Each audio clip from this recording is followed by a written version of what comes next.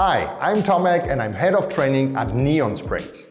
Over the course of the last 15 years, I had the opportunity to facilitate diverse workshops, meetings and trainings, and I've gained a lot of experience with that I would like to pass on to you today.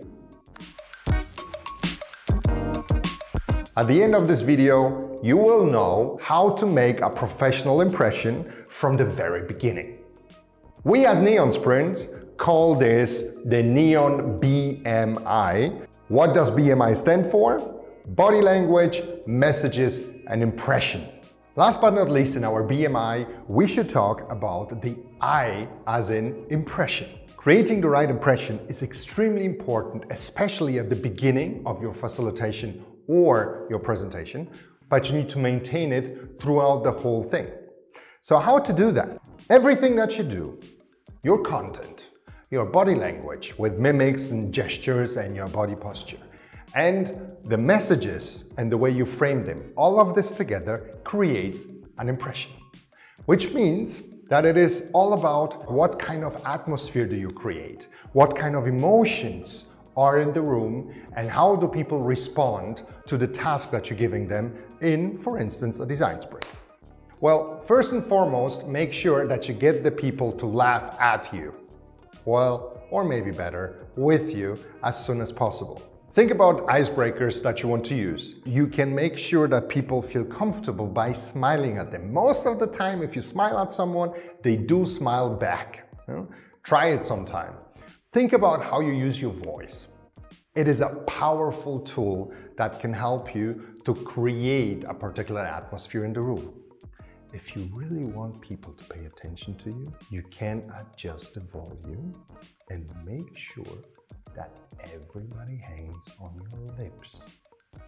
At the same time, you can basically scream at them at some point, and if you do that, everybody is awake. So think about your pace, think about the tone of your voice, think about the volume of your voice. If you have the feeling that your voice don't actually carry enough of volume in order to reach everybody in the room, there is a very simple technique to help you out with that. And that's a breathing technique. If you breathe very flatly, staying in the top part of your body, then it will be difficult to gain volume. So the big mystery is to train yourself before you start speaking to actually breathe from your stomach. If you don't know how it goes, well, very easily, take your right hand, or if you want to, your left hand, put it on your belly, and then breathe in deeply so that you can feel the breath reaching your hand or that level in your stomach. And then start talking after that. It does two things for you. First thing, you gain volume and your voice carries much further in the room. And the second thing, it gives your voice stability.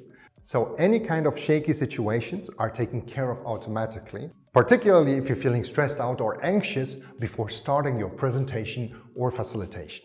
One of the most important rules is whatever makes you comfortable typically will make also your audience comfortable. But beware, if you get the feedback that you are not dynamic enough, or that for whatever reason your messages don't come across the way you potentially intend them, and this feedback is frequent, then maybe you need to adjust something along the way. Pick one element at a time, and the next time you facilitate or present something, focus on making one adjustment on this one element. If you try to change or adjust everything at the same time, it will always be a challenge and it will confuse you even more.